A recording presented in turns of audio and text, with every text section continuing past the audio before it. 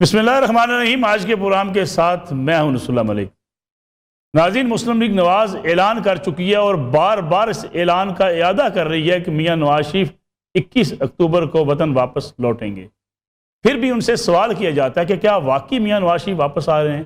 آج press conference میں جب دوبارہ پوچھا گیا شہباز شریف صاحب سے، سابق وزیر اعظم سے، تو انہوں نے کہا کہ یہ بار بار سوال کیوں پوچھا جاتا ہے؟ میاں نواز شریف 21 اکتوبر کو ہر حال میں پاکستان واپس آ رہے ہیں۔ دوسری طرف آج میاں نواز شریف نے سابق وزیر اعظم اور مسلم لیگ نواز کے قائد کچھ گلے شکوے کیے۔ لندن میں پریس کانفرنس انہوں نے کہا کہ آج لندن میں ان کا آخری دن ہے میل ملاقاتوں کا۔ اس کے بعد انہوں نے جو ابھی تک بتایا جا رہا ہے کہ وہ سعودی عرب بھی جائیں گے اور UAE بھی جائیں گے، جس کے بعد وہ واپس پاکستان آئیں گے۔ لیکن ساتھ ہی ساتھ یہ کہا کہ میرے خلاف جتنے مظاہرے کیے گئے لندن کے اندر، میری کردار کشی کی گئی، یہ احتجاجی مظاہرے پاکستان میں کیے جاتے، ہمیں برطانیہ میں تمام سیاسی جماعتوں کے کارکنوں کو پاکستانی بن کر رہنا ہے۔ ایک چیز سوچ ہے، لیکن ہم نے دیکھا کہ سیاسی جماعتیں نہ صرف پاکستان کے اندر بلکہ ملک سے باہر بھی آپس میں دست و گریباں ہوتی ہیں۔ دوسری طرف آج میاں نواز شریف کی میڈیکل رپورٹ جمع کروا دی گئی۔ میاں نواز شریف علاج کرانے گئے تھے، واپس نہیں آئے، اور آج رپورٹ میں بھی کہا گیا کہ انہیں دل کا عارضہ، شوگر اور دیگر امراض ہیں، انہیں مسلسل فالو اپ کی ضرورت ہے۔ برطانوی معالج جو ان کے پروفیسر ہیں وہ یہ بات کر رہے ہیں، تو کیا پھر سوال نہیں کیا جا سکتا کہ آج ہی رپورٹ جمع کرانے کی ضرورت کیا تھی؟ پھر کیا میاں نواز شریف واپس جا سکتے ہیں؟ ایک دفعہ تو وہ اپنے وعدے کے مطابق آ جائیں اور اس کے بعد پھر واپس چلے جائیں۔ یہ سوالات اپنی جگہ پر موجود ہیں۔ میاں نواز شریف کے ساتھ ساتھ شہباز شریف صاحب نے آج تذکرہ کیا اپنی 16 ماہ کی حکومت کا، جس میں انہوں نے کہا کہ ہم نے اپنی سیاسی قربانی دی ہے۔ اگر سیاسی قربانی دی ہے اور اگر اپنا ووٹ بینک انہوں نے ضائع کیا ہے ایسے فیصلے کر کے، جس کے نتیجے میں مسلم لیگ نون یہ سمجھتی ہے کہ اس سے پاکستان کا فائدہ ہوا، تو پھر مسلم لیگ نون دعوے دار کیسی ہے کہ میاں صاحب واپس چوتھی بار ملک کے وزیر اعظم بننے آ رہے ہیں؟ پھر اس کے ساتھ ساتھ اگر سیاسی نقصان ہوا ہے تو دوسری طرف پاکستان تحریک انصاف، جس کے ہر روز کوئی نہ کوئی رہنما انہیں چھوڑ کر چلے جاتے ہیں۔ آج بھی سرفراز کھوکھر چھوڑ کر چلے گئے، عثمان ڈار صاحب کی پریس کانفرنس کی میڈیا انٹرویو کی گونج ابھی تک اپنی جگہ پر موجود ہے۔ لیکن اس کے ساتھ ساتھ کچھ یہ بھی باتیں کی جا رہی ہیں کچھ اور لوگ چھوڑ کر چلے جائیں گے۔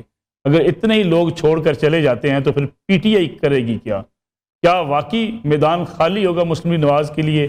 یہ بھی آج کے پروگرام کا موضوع ہوگا۔ میرے ساتھ تشریف رکھتے ہیں ملک کے سینئر صحافی، تجزیہ کار، ہمارے استاد جناب سلیم بخاری صاحب۔ بخاری صاحب، آپ کا بہت شکریہ پروگرام میں وقت دینے کا۔ ان کے ساتھ تشریف رکھتے ہیں سینئر صحافی اور سینئر تجزیہ کار جناب محسن بیگ صاحب۔ بیگ صاحب، آپ کا بھی بہت شکریہ۔ اور عامر ضیاء صاحب، ملک کے سینئر صحافی اور سینئر تجزیہ کار بھی ہمارے ساتھ موجود ہیں۔ بخاری صاحب، پروگرام کا آغاز آپ سے کرنا چاہوں گا۔ بار بار مسلم لیگ نواز سے یہ کیوں پوچھا جاتا ہے کہ کیا واقعی میاں نواز شریف واپس آ رہے ہیں؟ بہت شکریہ آپ کا ملک صاحب، آپ نے یاد کیا اپنے پروگرام کے لیے۔ میرے خیال سے اس کی بنیادی وجہ یہ ہے کہ پچھلے 4 سالوں میں متعدد بار یہ تاریخیں دی گئی تھی کہ نواز شریف صاحب واپس آ رہے ہیں، اور وہ ہر تاریخ جو ہے وہ غلط ثابت ہوئی۔ اس لیے لوگ جو ہیں وہ شاید اب اعتبار کرنے کے لیے تیار نہیں، اور خود پارٹی کے اندر بھی، باہر کے لوگ اعتبار نہ کریں تو سمجھ میں آتی ہے، پارٹی کے اندر بھی یہ مخمصہ موجود ہے کہ وہ آئیں گے واپس یا نہیں آئیں گے، آئیں گے تو کیا ہوگا۔ اس قسم کے سوالات جو ہیں وہ پارٹی کے اندر کے دھڑے بھی پوچھ رہے ہیں۔ ضرورت اس لیے پیش آ رہی ہے کہ جب وہ تشریف لائیں گے تو ان کے ساتھ ہوگا کیا وہ آرام سے ایئرپورٹ سے واپس باہر نکلیں گے، اس کے بعد وہ سیدھے جلسہ گاہ چلے جائیں گے، وہاں وہ جلسے سے خطاب کریں گے، پھر وہ جاتی عمرہ چلے جائیں گے، اگلے دن جب وہ اٹھیں گے فریش ہو کے تو وہ عدالت میں جائیں گے، وہاں سرنڈر کریں گے، وہاں سب کچھ ان کی مرضی کے مطابق ہو جائے گا۔ ایسا تاثر دینے کی کوشش کی جا رہی ہے۔ کیا واقعتاً ایسا ہی ہونے جا رہا ہے؟ اس کے اوپر سوالیہ نشان موجود ہے۔ ابھی آج کی جس پریس کانفرنس کا آپ نے تذکرہ کیا ہے، وہ پریس کانفرنس میرے خیال سے اسے کئی مرتبہ الٹ پلٹ کے دیکھنے کی ضرورت ہے۔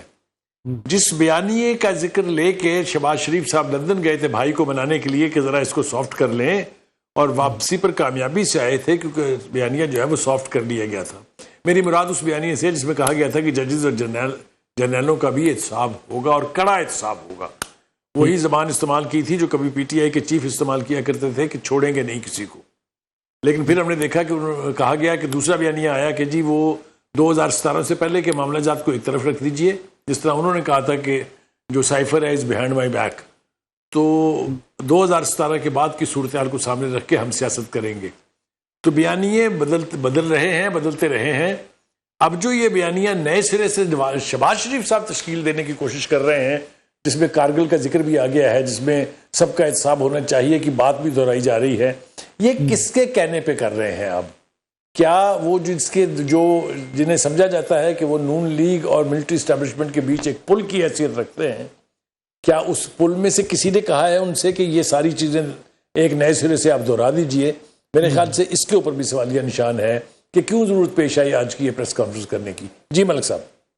محسن بیگ صاحب، آپ کیا سمجھتے ہیں کہ پریس کانفرنس کرنے کی ضرورت کیا تھی؟ یہ بھی آپ سے جاننا چاہوں گا میں۔ اور دوسرا، کیوں مسلم لیگ نواز بار بار کہتی ہے کہ ہم نے جو فیصلے کیے ملک کے مفاد میں کیے، لیکن اس سے ہمیں سیاسی طور پر نقصان پہنچا؟ اگر سیاسی طور پر نقصان پہنچا تو پھر یقینی بات ہے آپ کا ووٹ بینک کم ہوا، ووٹ بینک کم ہوا ہے تو پھر اب چوتھی بار وزیر اعظم بننے کے دعوے دار ہیں، مگر کیسے؟ بہت شکریہ ملک صاحب۔ بیسیکلی تو یہ بات ان کی حقیقت پر مبنی ہے کہ ان کا جب وہ پاور میں آئے 16 ماہ کی گورنمنٹ لی تو نیچرلی اس وقت نون لیگ کا گراف بہت اوپر تھا، اور پی ٹی آئی کی حکومت اور ان کی جو کارکردگی تھی وہ مائنس میں جا رہے تھے۔ یہ بائی الیکشنز بھی جیت رہے تھے، پاپولیرٹی بھی ٹھیک تھی۔ جب آپ نے وہ 16 ماہ کی گورنمنٹ لی، نیچرلی اس کے فوراً بعد آپ کو پیٹرول پرائسز، ٹیکس، مہنگائی، یہ ساری چیزیں، اور جو فائنینشیل کنڈیشن تھی اور جو آئی ایم ایف کا معاہدہ تھا، اس کی جو کنڈیشنز تھیں آئی ایم ایف معاہدے کی، پری لوڈ اور آفٹر معاہدہ، وہ بہت سخت تھیں۔ وہ نیچرلی اس کا بوجھ عوام پہ اور ملک پہ پڑا۔ یہ بات ان کی ٹھیک ہے۔ اگر وہ 16 ماہ کی گورنمنٹ نہ لیتے تو آج اس ملک میں شاید نواز شریف صاحب کبھی واپس آنے کی تاریخ ہی نہ دیتے، اور حالات ایسے ہوتے اس ملک کے کہ الامان۔ رہ گئی بات، سیکریفائس انہوں نے ضرور کیا ہے، اس میں کوئی شک نہیں ہے۔ اب جہاں تک میاں نواز شریف کے واپسی کا ڈیٹ کا تعلق ہے، میرے ذرائع اور میری انفارمیشن یہی ہے کہ وہ واپس آ رہے ہیں۔ ہاں، اگر اس الیکشن میں وہ اپنی پریویس کارکردگی، جو کہ 16 ماہ کی گورنمنٹ سے پہلے کی کارکردگی ہے، دیکھیں الیکشن میں دو ہی طریقے سے ملک صاحب آپ جاتے ہیں، کوئی بھی پولیٹیکل پارٹی۔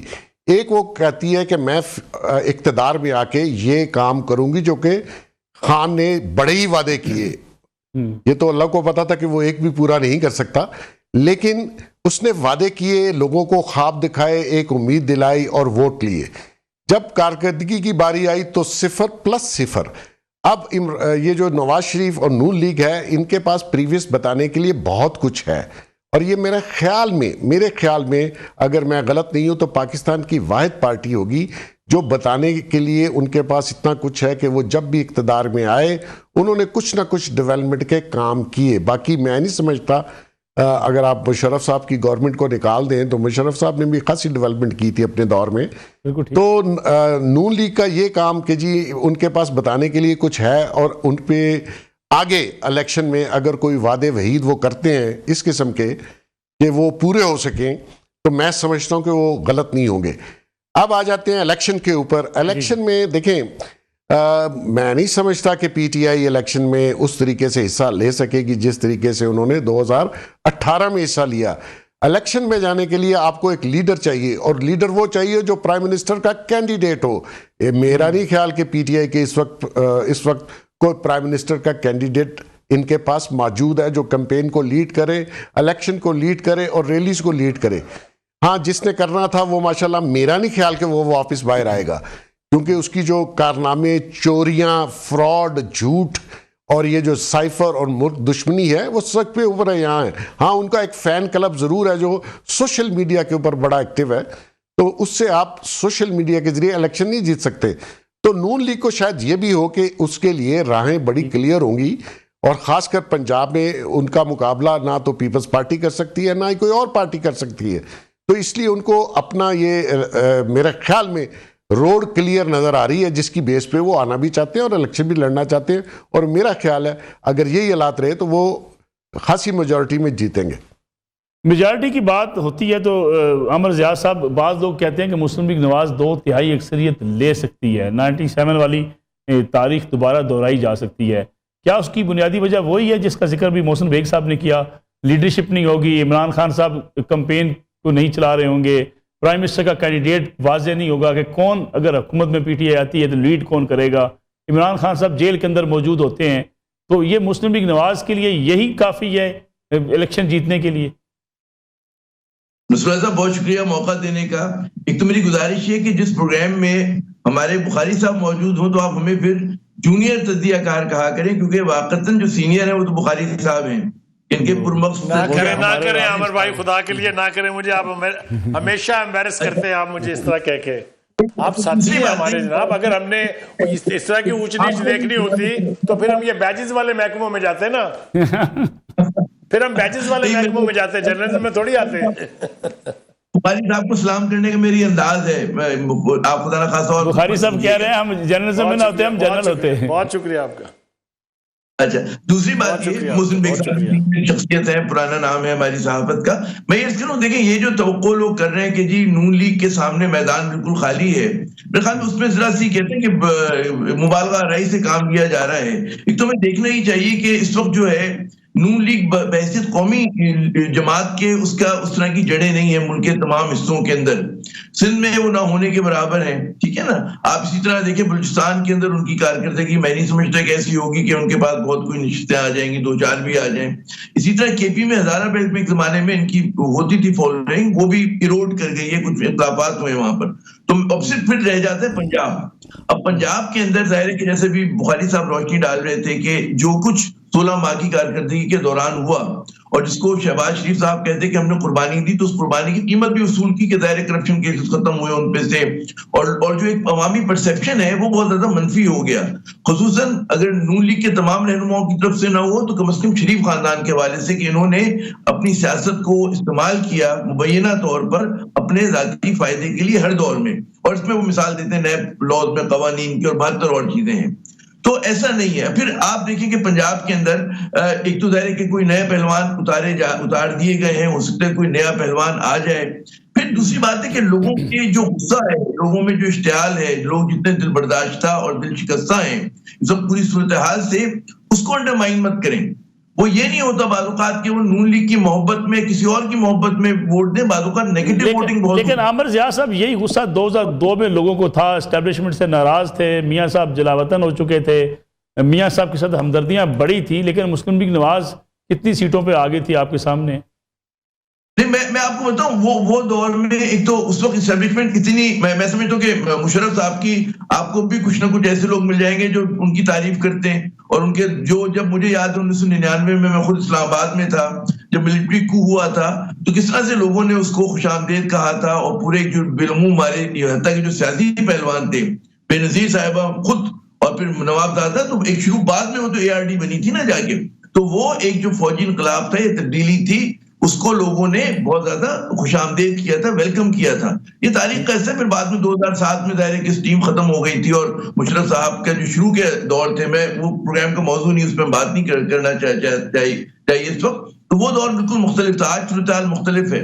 اور آج جو ہے میرے خیال میں وہ پورا جو 1999 اور اس سے پہلے سے جو الزامات کا سلسلہ شروع ہوا ہے دو بڑی جماعتوں، خصوصاً پھر آپ دیکھتے ہیں کہ نون لیگ کے حوالے سے اس نے عوامی پرسیپشن کو بہت منفی کیا ہے ان موروثی سیاستدانوں کے لیے، جس میں نواز شریف صاحب کا خاندان بھی شامل ہے، جو ہمارے 21ویں صدی کا بچہ ہے، جو ینگ ووٹر ہے، جو 35 سال جس کی عمر کم ہے، وہ ان لوگوں کے ساتھ اپنے آپ کو ایسوسیٹ نہیں کر پاتا.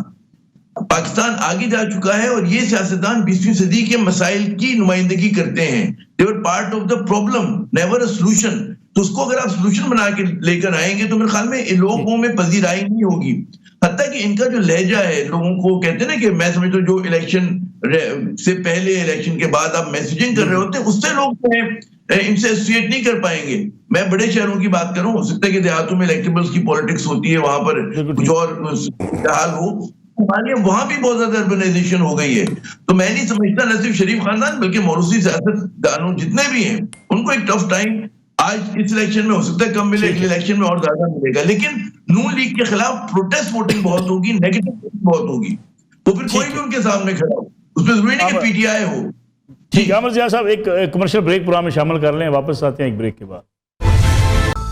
پروگرام ایک بار پھر خوش آمدید. سلیم بخاری صاحب، یہ بات اکثر کی جاتی ہے کہ اب یہ بیانیے بڑے پرانے ہو چکے ہیں جو مسلم لیگ نواز یا پیپلز پارٹی کے پاس ہیں. پھر موروثیت کی بات کی جاتی ہے، اس سیاست کی بات کی جاتی ہے کہ ایک ہی خاندان کے اندر سیاست رہے گی تو لوگ اس سے اکتا جائیں گے. کیا لوگ اکتا گئے ہیں اس وقت شریف فیملی کی سیاست سے یا بھٹو خاندان کی سیاست سے؟ ملک صاحب میری گزارش یہ ہے کہ ہم اگر آئسولیشن میں پاکستان کی سیاست کو دیکھیں گے پھر تو الگ بات ہے، لیکن اگر آپ اس کو انٹرنیشنلی دیکھیں تو یہ موروثی سیاست کا وہ پرانا کانسیپٹ جو ہے وہ ختم ہو گیا ہے. اس لیے کہ آپ ہندوستان جس کو ہم جمہوریت کی ماں کہتے ہیں یا دنیا کی سب سے بڑی جمہوریت کہتے ہیں، دیکھ لیجئے وہاں کیا ہوا. گاندھی جی سے بات شروع کر لیجئے، نہرو خاندان تک آ جائیے، پھر اس کے بعد اندرا گاندھی، پھر راجیو گاندھی، پھر سنجے گاندھی، پھر سونیا گاندھی، پھر راہل گاندھی، یہ سب کچھ یہ موروثیت ہے. آپ امریکہ چلے جائیے، وہاں آپ کو ملے گا کینیڈی خاندان مل جائے گا، اس میں سے ایک بھائی پریزیڈنٹ تھا، ایک بھائی سینیٹر تھا، دوسرا بھائی بھی سینیٹر تھا. پھر آپ نیچے آ جائیے، پھر اس کے بعد سینئر بش تھے، جونیئر بش بھی تھے. یہ سب کچھ اس طرح سے آپ برطانیہ کی سیاست میں آ جائیے، وہاں پر بھی آپ دیکھ لیجئے کہ بھائیوں کی سیاست جو ہے وہ چلتی رہی ہے. تو اب وہ موروثیت کا جو پرانا کانسیپٹ تھا کہ یہ وہ اس بادشاہی نظام کی یاد دلاتی ہے، وہ میرے خیال سے آہستہ آہستہ ڈیمینش ہوتا جا رہا ہے. اس کو اب اتنی شد و مت کے ساتھ یا اتنی شدت کے ساتھ محسوس نہیں کیا جاتا. تو یہ تو ہو گئی موروثیت کی بات. اصل بات یہ ہے کہ کیا اس وقت پرسیپشن جو ہے ووٹر کا وہ کیا ہے؟ ووٹر ناراض ہے. وہ صرف نون لیگ سے ناراض نہیں ہے، یہ تاثر غلط ہے. وہ سبھی سے ناراض ہے، اس لیے کہ اس کی زندگی اجیرن ہے، اس کی زندگی عذاب بنا دی ہے. مہنگائی اس کے بس کی بات نہیں رہی ہے، اس کی چیخیں نکل رہی ہیں. کوئی اس کی قسم داد رسی کے لیے آنے کو تیار نہیں ہے. کوئی آئی ایم ایف دکھاتا ہے، کوئی ایف اے ٹی ایف دکھاتا ہے، کوئی کچھ دکھاتا ہے، کوئی کچھ دکھاتا ہے. گراس روٹ لیول کے اوپر چلنے والے آدمی کا کوئی تعلق نہیں ہے اس سے کہ آپ فگرز کیا دکھاتے ہیں اس کو، اور کن فگر سے ڈرا کے آپ کبھی اس کو آئی ایم ایف کی تلوار دکھاتے ہیں، کبھی آپ ایف اے ٹی ایف کی دکھاتے ہیں، کبھی ورلڈ بینک کی دکھاتے ہیں، کبھی کہتے ہیں فلاں نے اتنے قرضے لیے، کبھی کہتے ہیں فلاں نے اتنے قرضے لیے. میں آپ کو ایک حیران کن بات بتاؤں، میرے خیال سے میرے ساتھی خاص طور سے عامر ضیاء اس کی تائید کریں گے کہ امریکہ دنیا کی سب سے بڑی سپر پاور ہے، لیکن آپ کو یہ پتا ہے کہ وہ چائنا امریکہ کا مقروض ہے، قرضے لیتا ہے چائنا سے. آپ کو یہ علم ہے کہ every American owes $55 to the Chinese. تو یہ جو ہے نا، یہ پرسیپشن اب چینج ہو رہے ہیں. اصل بات یہ ہے کہ اس وقت مسلم لیگ نون کو سب سے بڑا چیلنج جو ہے وہ یہ ہے کہ ان کے پاس تازہ مثال یہ ہے کہ وہ جہاں بھی جائیں گے ووٹر انہیں کہے گا کہ جناب 16 ماہ میں آپ بتائیے آپ نے ہمارے لیے کیا کیا. یہ 16 مہینے یاد رہ جائیں گے، وہ 3.25 سال پی ٹی آئی کے بھی بھول جائیں گے، پچھلے ساری رجیمز بھی بھول جائیں گی. یہ بہت بڑا ایک بوجھ ہے نون لیگ کے اوپر کہ انہیں اس کا جواب دینا. اس لیے کہ جب شہباز شریف صاحب پرائم منسٹر بنے تھے تو جو وعدے انہوں نے فلور آف دا ہاؤس پہ کیے تھے وہ بھی آپ کو یاد رہنے چاہیے، جو اس کے بعد پریس کانفرنسز میں اور جلسوں میں کہتے رہے وہ بھی یاد رکھیے. لیکن ہوا یہ کہ عام آدمی کی زندگی جو ہے وہ ہر گزرتے دن نہیں بلکہ بعض معاملوں میں اور بعض شعبوں میں تو گھنٹوں کے اعتبار سے تبدیل ہوتی رہی ہے. ہم سنتے تھے کہ ڈالر مہنگا ہوتا ہے تو پیٹرول مہنگا ہوتا ہے، لیکن جس رفتار سے اور جس مقدار میں اس وقت میں ہوتے رہے ہیں کہ 30 روپے پیٹرول بڑھ جائے گا، 60 روپے ڈالر کے بڑھ جائیں گے، یہ کبھی سنا تھا آپ نے؟ ہم نے بھی پچھلے دور دیکھے ہوئے ہیں. تو میرے خیال سے جو سب سے بڑا پریشر فیس کرنا پڑے گا نواز شریف صاحب کو خود بھی اور ان کی پارٹی کو بھی جہاں بھی وہ جائیں گے، وہ یہ ہے کہ آپ کے پاس کیا ہے ہمارے لیے. لیکن بخاری صاحب دوسری طرف دلیل یہ دی جاتی ہے، یہ کہا جاتا ہے کہ جو یہ سمجھتے ہیں کہ مسلم لیگ نواز پنجاب سے جیت سکتی ہے، پنجاب سے جس پارٹی نے جیتنا ہے اس نے ملک کی سیاست کا فیصلہ کر دینا ہے. دلیل یہ ہے کہ اگر پی ٹی آئی موجود نہیں ہوتی، پی ٹی آئی کے لوگ موجود نہیں ہوتے، جس دھڑا دھڑ طریقے سے پریس کانفرنسز ہو رہی ہیں، لوگ چھوڑ کر جا رہے ہیں، اگر پی ٹی آئی کی لیڈرشپ بھی موجود نہیں ہوگی، پیپلز پارٹی پنجاب کے اندر پینیٹریشن کرنے میں کامیاب نہیں ہوئی، تو مسلم لیگ نون کو تو کسی بڑی مہم کی ضرورت نہیں ہوگی. دیکھیں ملک صاحب، اس کے بارے میں میرا اپنا ذاتی پرسیپشن بہت ہی مختلف ہے، شاید بہت سے لوگوں کو اس سے اتفاق نہ ہو. 2018 کے الیکشن کو لے کے اگر آپ دیکھ لیجئے تو وہ اس وقت پی ٹی آئی کے ووٹرز نے نہیں جتوایا تھا ان کو. یہ کوئی بھی میرے سامنے بیٹھ کے ڈیبیٹ کرنا چاہے میں اس کے لیے حاضر ہوں. وہ کس طریقے سے الیکشن منور ہوا تھا، مینج ہوا تھا، وہ سب کو پتا ہے. جنہوں نے کیا تھا انہوں نے معافیاں تک مانگ لی ہیں، اب اس کے اوپر اس سے زیادہ بحث کیا کی جائے. اور جو اصل بات ہے وہ یہ کہ 4.25 سال کا جو اقتدار ہے خان صاحب کا، اس میں نہ ایم این اے نہ ایم پی اے نہ خود خان صاحب کسی ایک کو اتنی نہ توفیق ہوئی نہ اتنا وقت ملا کہ وہ کانسٹیٹوئنٹس کی طرف پلٹ کے ووٹر سے پوچھے کہ بھائی آپ کا کوئی کام ہوا ہے نہیں ہوا ہے. انہوں نے 3 کام کیے. انہوں نے لانگ مارچ کیے, انہوں نے احتجاج کیے, انہوں نے دھرنے دیے. That's it. یہ جو ووٹر ہے یہ بڑی ظالم چیز کا نام ہے. ملک صاحب آپ نے, میں نے, بیگ صاحب نے, عامر ضیاء صاحب نے الیکشن کور کیے ہوئے ہیں, ہمیں معلوم ہے ووٹر کس ٹرمز میں بات کرتا ہے. مجھے یہ بتائیے کہ جس کی طرف پلٹا نہیں گیا وہ کیا vote they God P T I کو؟ ایک بات. دوسری بات یہ کہ مجھے یہ بتائیے کہ پی ٹی آئی میں اب رہا کیا ہے؟ یعنی جو اس کی لیڈرشپ ہے, جو خاص طور سے آپ کہہ لیجئے ایک ان کے پریزیڈنٹ ہیں جن کا نام چودھری پرویز الہی ہے, ایک ان کے سینئر وائس چیئرمین ہیں جن کا نام شاہ محمود ہے, ایک ان کے چیئرمین ہیں خان صاحب جو وہ, یہ سارے تو ہیں جیلوں میں, اور پیچھے ایک عمر ایوب صاحب ہیں جو صرف پریس ریلیز کے اوپر اب دستخط کرنے کے لیے باقی ہیں. جو الیکٹیبلز تھے, جو الیکشن جیت سکتے تھے اگر پرسنالٹی کلٹ بھی ہوتا, پاپولرٹی کا وہ گراف بھی ہوتا, وہ سارے 2 دھڑوں میں چھوڑ چکے ہیں پی ٹی آئی کو. پی ٹی آئی کے پاس مجھے آپ جلدی سے مجھے بتا دیجئے 5 اچھے سیاستدان جو الیکشن جیت سکتے ہیں وہ پی ٹی آئی میں کون کون ہے. تو اس لیے یہ ریالٹیز ہیں جس کا ادراک ہونا چاہیے. یہ میں یہ نہیں کہہ رہا کہ بہت اچھا ہوا ہے, یہ میرا ناکام ہے, نہ مجھے کہنا چاہیے, لیکن گراؤنڈ ریالٹیز یہی ہے. جس پنجاب کو پی ٹی آئی نے بائی الیکشن میں فتح کیا تھا, وہ پنجاب جو ہے وہ اب پی ٹی آئی کے ہاتھوں کس حد تک تنگ یا کس حد تک نالا ہے, اس کی میں آپ کو مثالیں دینے بیٹھوں تو بہت وقت گزر جائے گا. 9 مئی کو جو کچھ ہوا وہ اتنا بڑا بوجھ ہے جس کو کوئی بھی پارٹی نہیں اٹھا سکتی. نہ پاکستان میں وہ پہلے کبھی ہوا تھا, نہ اب کوئی دوبارہ ہونے دے گا. یہ میری بات غور سے سنیے میں نے کیا کہا ہے. بالکل ٹھیک. اور اس کا ایک ہی طریقہ ہے کہ جنہوں نے وہ کیا تھا ان کو ایسی عبرتناک سزائیں آپ دیں. میں دعا نہیں کر رہا کہ سزائیں دیں, میں آپ کو بتا رہا ہوں کہ امپیریٹو ہے یہ, ورنہ یہ بار بار ہوگا, اور بار بار ہونا دنیا کا کوئی بنانا ریپبلک بھی افورڈ نہیں کر سکتی. جی محسن بیگ صاحب ایک پیغام لے کر گئے تھے, شہباز شریف صاحب لندن گئے, میاں نواز شریف سے ملے, اس کے بعد میاں نواز شریف صاحب کے کچھ جارحانہ انداز میں کچھ کمی بھی آئی. ایک پیغام شاہد خاقان عباسی صاحب بھی لے کر گئے. شاہد خاقان عباسی صاحب نے جا کے جو بات کی اس میں یہ بھی کہا گیا کہ الیکشن جو ہیں ابھی ملک کے مسائل حل نہیں کر سکتے. یہ شاہد خاقان عباسی صاحب کا پیغام اور کیا تھا؟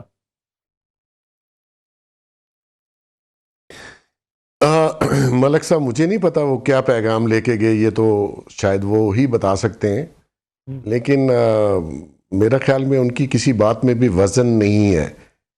الیکشن اس ملک کی بہت بڑی ضرورت ہے. ملک آگے نہیں چل سکتا اس کنڈیشن میں جس میں آج ہے.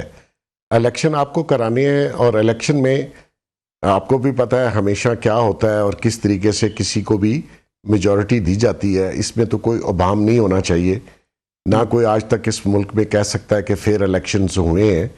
ہمیشہ مونوپولیشنز اور اس کو پری ارینج اور پری منور کیا جاتا ہے.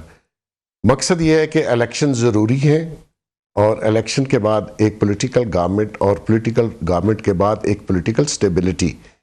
جہاں تک اکنامکس کی بات ہے, فائنینشیل کنڈیشنز آپ کے ملک کی جو بھی ہیں وہ سب کے سامنے ہیں. اس میں کسی ایک پولیٹیکل پارٹی کو دوش دیا جائے تو میں سمجھتا ہوں غلط ہے. اس میں ہم سب پاکستانیوں کا قصور ہے جنہوں نے آج تک ووٹ تو بریانی کی پلیٹ پہ دے دیے, پھر گورنمنٹس کو پوچھا نہیں. اور جو انٹرنیشنل کمیونٹی پاکستان کے اگینسٹ ہے, اور جو پلان پاکستان کے لیے تیار کیا گیا اس میں پہلے سے, آج سے نہیں, یہ 25 سال پہلے کا پلان ہے کہ اس کو فائنینشلی آپ جو ہے بالکل اس ڈگر پر اور اس جگہ لے آئیں کہ یہ سروائیو کرنا مشکل ہو جائے. اور دوسری دیکھیں, اب میں آپ کو بتا دوں اس میں کچھ اسلامی کنٹریز اور بھی ہیں جو ان کے ٹارگٹ میں ہیں. ٹرکی کو دیکھ لیجئے, ٹرکی کی کرنسی 1100% گری, آپ کی تو 1100% نہیں گری. ٹرکی میں جو انفلیشن ہے وہ 900% ہے, تو آپ کے یہاں تو 900% نہیں ہے. تو مقصد یہ ہے کہ جو کچھ ہوا ہے وہ انٹرنیشنل کانسپریسی سمجھ لیجئے, وہ کرونا کی وجہ سمجھ لیجئے, وہ انٹرنیشنل حالات سمجھ لیجئے. اور ابھی بھی نصر اللہ صاحب کچھ بگڑا نہیں ہے. آپ کے ہاں تو پارٹی ابھی شروع نہیں ہوئی, تو خدا را الیکشن کروائیے, ایک سٹیبل گورنمنٹ لائیے, اس کو اتنی میجورٹی دے دیں جنہوں نے دینی ہے کہ وہ کسی بلیک میلنگ کے بغیر حکومت چلا سکے, اور ایک روڈ میپ دے اگر آپ کے پاس روڈ میپ اچھا ہو تو آپ 2-3 سال میں جو بھی پریشر آپ کی اکانومی میں ہے آپ ٹرن اراؤنڈ کر سکتے ہیں. آپ کا فیوچر اس 26 کروڑ لوگوں کا فیوچر بچ سکتا ہے. اگر آپ کوئی نیا ایکسپیریمنٹ کریں, ایک ہنگ پارلیمنٹ لائیں اور یہ کہیں جو سوچ رہے ہیں کہ جی ہمارے ہاتھ میں کنٹرول رہے, ان کے ہاتھ میں کنٹرول پچھلے 70 سال سے تھا, ملک یہاں تک پہنچ چکا ہے. آپ یہ ڈالر کنٹرول کر رہے ہیں, یہ چیزیں یہ پولیٹیکل گورنمنٹ کا کام ہوتا ہے. لیکن بیگ صاحب اگر یہ کہا جائے کہ میجارٹی ملنی چاہیے حکومت کو, پھر تو عمران خان صاحب یہ بات کہتے تھے کہ مجھے بڑی سادہ اکثریت دی گئی, اگر میری حکومت میں اکثریت ہوتی تو میرے خلاف کوئی ایسی کمپین نہ چلتی, میں کھل کے کام کرتا, میں ڈیلیور کرتا. دیکھیں پہلی بات تو ہے کہ یہ بات ان کی غلط ہے. ان کو 36 سیٹیں جس کا مجھے نالج ہے دی گئیں, اور اس کے بعد بھی وہ اتنے نالائق تھے, سب کچھ فیور میں جانے کے باوجود بھی 36 سیٹیں دینے کے باوجود بھی وہ ایک سیٹ سے گورنمنٹ بنا پائے. اور پھر جب بنا پائے تو ان کو ہر طرح کی سپورٹ حاصل تھی, جو کہ وہ اپنے منہ سے اظہار کرتے تھے کہ ہم ایک پیج پہ ہیں. تو ایک پیج پہ ہونے کے باوجود کارکردگی آپ کے سامنے ہے. اگر آپ روز جھوٹ بولیں, بیانیاں بدل لیں, اور آپ خود اور آپ کی فیملی, امیجیٹ فیملی اور آپ کے فرینڈز کرپشن میں انوالو ہو جائیں, اور آپ کوئی ڈیولپمنٹ کا کام, کوئی فیوچر پلاننگ آپ کے سامنے, 4.25 سال آپ کو بھولنے تو نہیں چاہیے. ابھی تو 17 ماہ ہوئے ہیں, تو بھولنے تو نہیں چاہیے لوگوں کو. اگر لوگوں کا اتنا حافظہ کمزور ہے تو پھر اللہ کی پناہ, پھر ان پہ عذاب ہی آنا چاہیے جو کہ آیا ہوا ہے. تو مقصد یہ ہے کہ آپ ساری چیزوں کو چھوڑ کے اس وقت الیکشن کی طرف توجہ دیں. میں کہتا ہوں اگر آپ پھر ایک فری اینڈ فیئر کرائیں تو اس سے تو اچھی بات کوئی نہیں, لیکن الحمدللہ آج تک ہوئے نہیں پاکستان میں فری اینڈ فیئر الیکشن. تو مقصد یہ ہے کہ جس کو بھی دینی ہے بھائی اس کو میجورٹی دے دیں, اس کو 5 سال یا 4 سال کام کرنے دیں, تاکہ ملک کو کوئی ایک ڈائریکشن پتہ چلے. اس وقت دیکھیں ڈالر آپ لے آئے انڈر 300, لیکن پورے پاکستان کا بزنس ٹھپ ہو گیا. آپ ڈالر 100 پہ لائیں, یہ بجلی میں نہ چلاؤں تو بل نہیں آئے گا. تو مقصد یہ ہے کہ کاروبار بھی تو چلانا ہے نا جی. اور ظلم دیکھیے کہ اس وقت پاکستان کا آج سے 10 سال سے کوئی بینک آپ کو ڈالر نہیں دیتا پاکستانی روپیز دے کے. تو آپ نے ڈالر لینا کہاں سے ہے؟ پھر جہاں سے لیتے ہیں ان کو آپ پکڑ لیتے ہیں. تو مقصد یہ کاروبار چلے گا کیسے؟ یہ آپ کی ساری مینوفیکچرنگ را مٹیریل امپورٹ ہوتا ہے. تو دیکھیں آپ بزنس چلے گا تو لوگوں کو روزگار ملے گا. سارا روزگار سرکار نہیں دیتی, پرائیویٹ بزنس مین دیتا ہے. تو یہ تھوڑا سا ٹھنڈے دل سے سوچئے, پالیٹکس سے ہٹ کے سوچئے.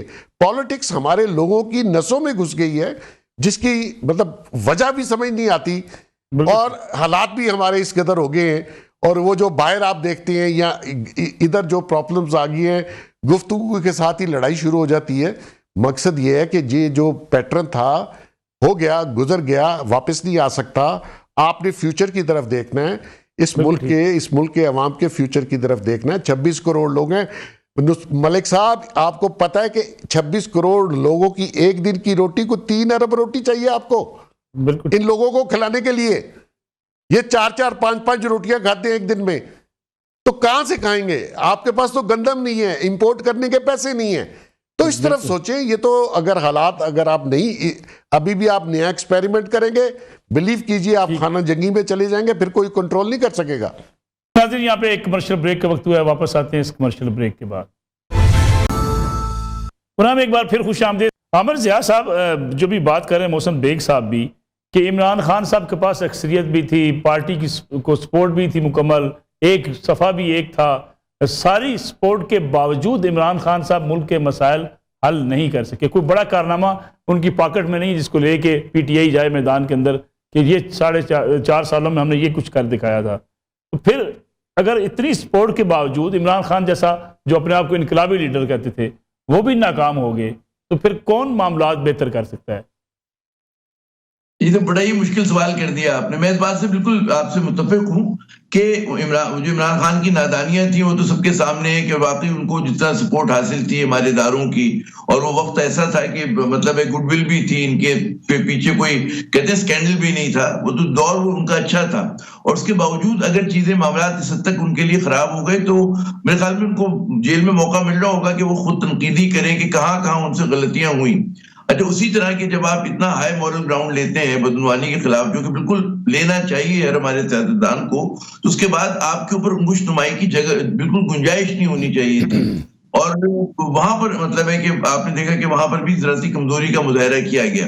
مگر ایک بات یہاں پہ جو بڑی دلچسپ ہے کہ یہ جو ممبئی کا واقعہ ہوا، کرپشن کا گھڑی کا ان کے اوپر کیس ہوا، اس کے اوپر اگر جو قانون کے مطابق سزا ملنی ہے مل سکتی ہے، بالکل وہ قانونی پروسیس ہو.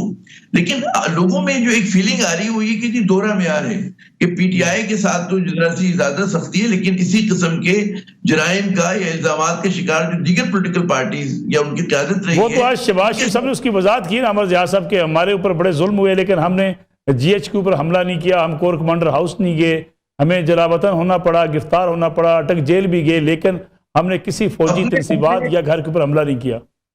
یہ عرض کروں کہ اپنا ہر پارٹی کا اپنا اپنا طریقہ واردات ہوتا ہے. تو نون لیگ کا جو طریقہ واردات تھا کہ جناب مطلب ہے کہ آرمی چیف کے جہاز کو آپ اترنے کی اجازت نہ دیں اور یہ نوبت پہنچ جائے کہ جناب اس کو کوئی بھارت کے کسی شہر میں اتار لیا جائے، ایئرپورٹس بند کر دیں، آپ فوج کو ڈیوائڈ کرنے والے اس حد تک لے کے گئے، وہ بھی بہت بڑا سیریس چیز تھا.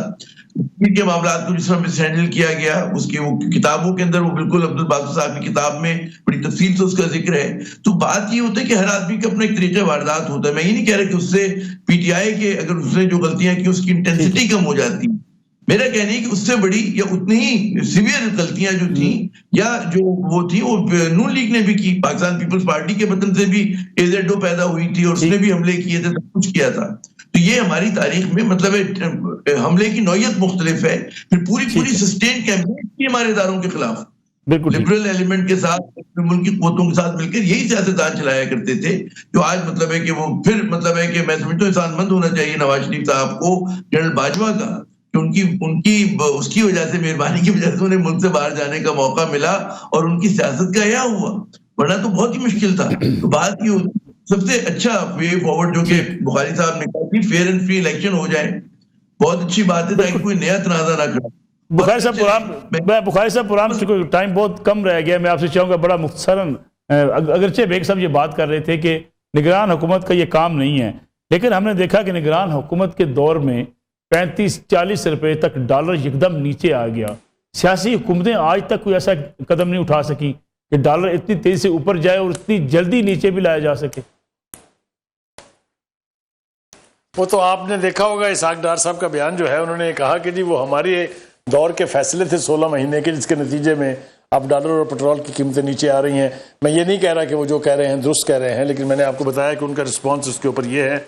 دوسری بات یہ ہے کہ دیکھیے گزارش یہ ہے، جو بھی آپ مرضی کہہ لیں، جو ہم چاہے جتنے مرضی رعایتی نمبر دے لیں، 9 مئی کو کسی دوسرے واقعے کے ساتھ ایکویٹ نہیں کیا جا سکتا اور نہیں کیا جانا چاہیے.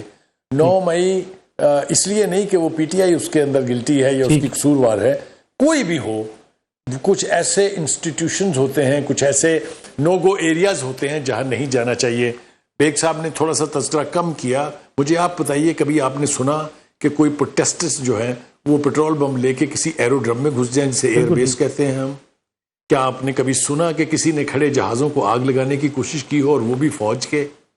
تو یہ میں نے ایک جملے میں کوشش کی تھی بات سمجھنے کی کہ جو بوجھ 9 مئی کا ہے یہ کوئی بھی پارٹی نہیں اٹھا سکتی. ہیونگ سیڈ دیٹ، جو 16 ماہ کی کارکردگی ہے وہ نون لیگ کا منہ ضرور چڑھائے گی. کوئی اس کو اس سے کوئی مفر ممکن نہیں ہے، اس سے کوئی بچاؤ کی صورت نہیں ہے.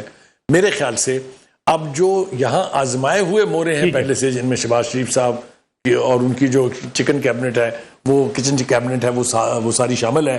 نواز شریف کے منہ سے اگر کچھ سنیں گے تو جو پنجاب کا ورکر ہے، ہارڈ کور لوگ ہیں، وہ ضرور اس کو پذیرائی دیں گے. اس کے بارے میں کوئی ابہام نہیں ہونا چاہیے. یہ تاثر یا یہ خیال کہ پنجاب سے پاکستان مسلم لیگ کا صفایا ہو گیا ہے، یہ درست نہیں ہے، یہ صحیح سیاسی انالیسز نہیں ہے. ٹھیک ہے حسن بیگ صاحب، بڑا بلنٹ میں آپ سے ایک کمنٹ چاہوں گا، بڑا مختصر. فوج ڈالر کی بڑھتی قیمت نیچے لا سکتی ہے، بجلی چوری روک سکتی ہے، اور اگر سمگلنگ کو روکا جا سکتا ہے اور یہ فیصلے کیے جا سکتے ہیں کہ افغانستان کے بارڈر سے پاکستان کی طرف جو سمگلنگ ہوتی ہے اس کو ہم روک دیں گے تاکہ پاکستان کی اکانومی چلے. سیاسی حکومتیں یہ فیصلے کیوں نہیں کرتی رہی؟ دیکھیے یہ جس طریقے سے ڈالر نیچے آیا ہے میں سمجھتا ہوں غلط ہے. آپ نے سارے کاروبار بند کر دیے ہیں, امپورٹ اس وقت بند ہے, اس سے را مٹیریل نہیں آ رہا, بہت سے مسائل ہیں. ڈالر نیچرلی اس کی سمگلنگ افغانستان تھی وہ روکی گئی تو اس سے تھوڑا سا بہتری آنی چاہیے تھی, لیکن ضرورت سے زیادہ اگر آپ اس کو فورسفلی نیچے لائیں گے تو نیچرلی کاروبار ہرٹ ہوتا ہے. اس وقت نہ کوئی ڈالر خریدنا ہے, نہ جو باہر سے ہمارے اوورسیز پاکستانی کام کر کے آتے ہیں درہم یا ریال لے آتے ہیں, وہ بھی کوئی کیش نہیں کر رہا. ایک خوف پیدا کر دیا گیا, اور جو خوف ہے نا ملک صاحب اس میں کاروبار نہیں ہوتا. خوف میں عالم میں کوئی کاروباری آدمی کاروبار نہیں کرتا. تو لہٰذا تھوڑا سا پالیسی, اسی لیے میں کہہ رہا ہوں کہ پولیٹیکل گورنمنٹ جو بھی آئے اس کو سمگلنگ کا, ان چیزوں کا تدارک کرنا چاہیے, اس میں کوئی شک نہیں ہے. اور فوج کی مدد لینی چاہیے, فوج اسی ملک کی ہے اور آپ اس کی مدد لے کے سمگلنگ اور یہ ساری چیزیں روک سکتے ہیں. یہ افغان ٹرانزٹ ٹریڈ جو ہے یہ اس نے آپ کے ملک کو اتنا نقصان دیا جس کا میں نہیں سمجھتا کہ کسی اور چیز نے دیا ہوگا. بزنس کمیونٹی کربلاتی رہی لیکن وہ ٹرانزٹ ٹریڈ چلتا رہا. تو یہ کچھ چیزیں ہیں جن کو پولیٹیکل گورنمنٹ کو فوج کے ساتھ مل کے ہمارے جو اینٹی سمگلنگ کے ادارے ہیں یا ہمارے ہاں جو منی لانڈرنگ ہے اس کو روکا جا سکتا ہے. بالکل ٹھیک. محسن بیگ صاحب بہت بہت شکریہ پروگرام میں وقت دینے کا. احمد زیاد صاحب اور سلیم بخاری صاحب ہمارے ساتھ موجود ہیں. ناظرین یہ آج کا پروگرام تھا, کل انشاءاللہ آپ کی خدمت میں دوبارہ حاضر ہوں گے. اجازت دیجیے, اللہ حافظ.